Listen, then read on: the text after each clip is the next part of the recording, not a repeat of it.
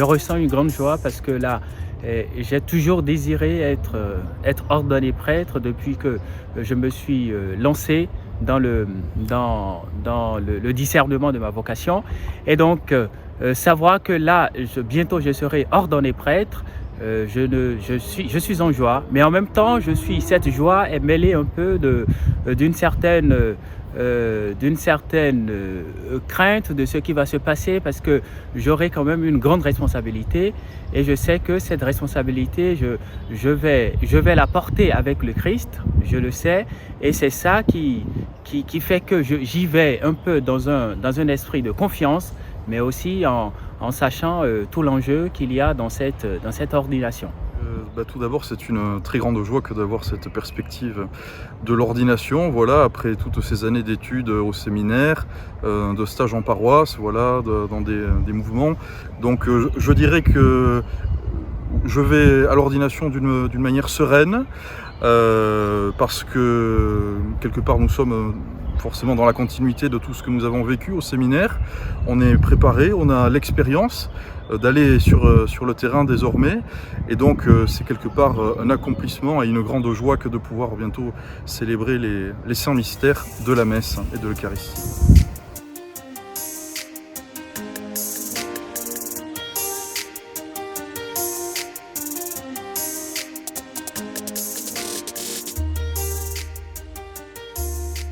Enjeux qui me paraissent prioritaires, ce n'est pas, nous ne sommes pas ici en train de faire un programme de campagne, bien évidemment.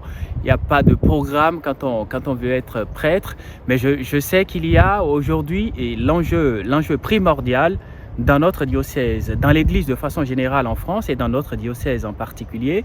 Je pense qu'il y a l'enjeu de la mission. Donc la mission, comment non seulement entraîner tout le peuple de Dieu, mais également entraîner tout le peuple de Dieu dans le sens de la mission pour rejoindre des gens, de nombreuses familles qui sont loin de la foi chrétienne et qui sont parfois très loin de l'Église.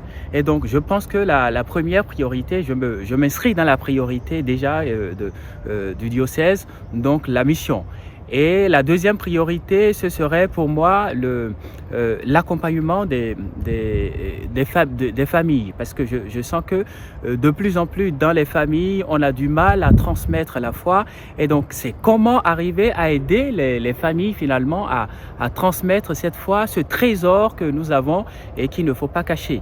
Et donc, une troisième priorité peut-être, on va dire, c'est la jeunesse. La jeunesse, donc arriver à faire comprendre le message de l'Évangile à la jeunesse.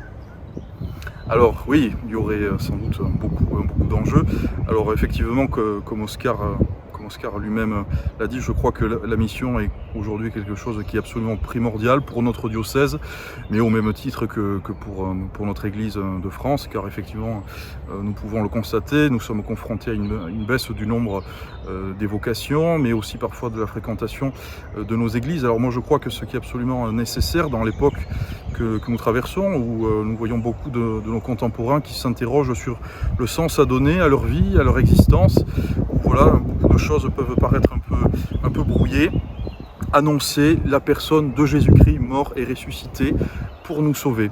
Je crois que véritablement c'est le cœur, ce doit être aujourd'hui le cœur de l'engagement du ministère du prêtre, faire connaître la personne de Jésus-Christ et l'aimer. Car une fois qu'on connaît la personne de Jésus, alors c'est notre vie tout entière qui en est transformée, et plus rien de ce que l'on vit n'est comme auparavant. Voilà.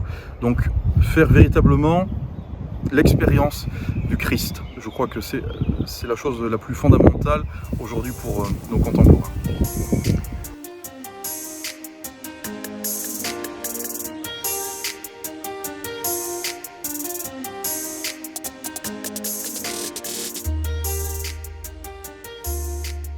Alors à un jeune qui se pose la question de la vocation religieuse, je lui dirais, c'est normal de se poser la question, parce que c'est le Seigneur lui-même qui d'abord prend l'initiative de l'appel.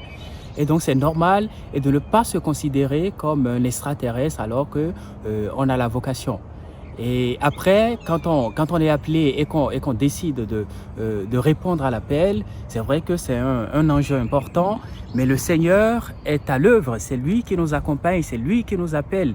Et donc, je lui dirais d'être en confiance et de se laisser guider par ceux qui sur son chemin vont l'aider à mieux répondre à cet appel. Et donc, je pense un peu dans le diocèse déjà au parcours qui est mis en place pour accompagner ceux qui se posent de telles questions.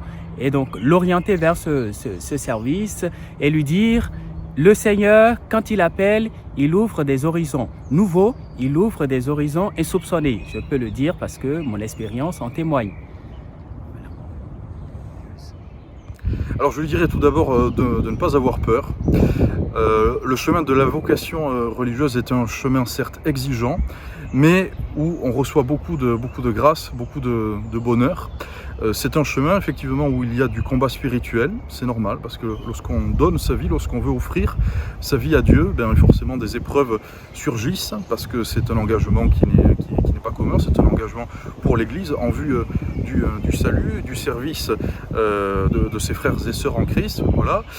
Mais c'est un chemin qui apporte beaucoup de joie. Quand je relis mon itinéraire, mon histoire, depuis que je suis rentré en propédeutique, je peux dire que véritablement il y aura eu beaucoup plus de part de lumière, de part de beauté dans tout ce que j'aurais vécu avec l'Église, et que voilà, il ne faut vraiment pas craindre de donner aujourd'hui sa vie pour le Christ, car c'est ce qui donne véritablement un sens plénier à notre existence une fois que l'on a découvert quelle est la place que Dieu voulait pour nous dans ce monde.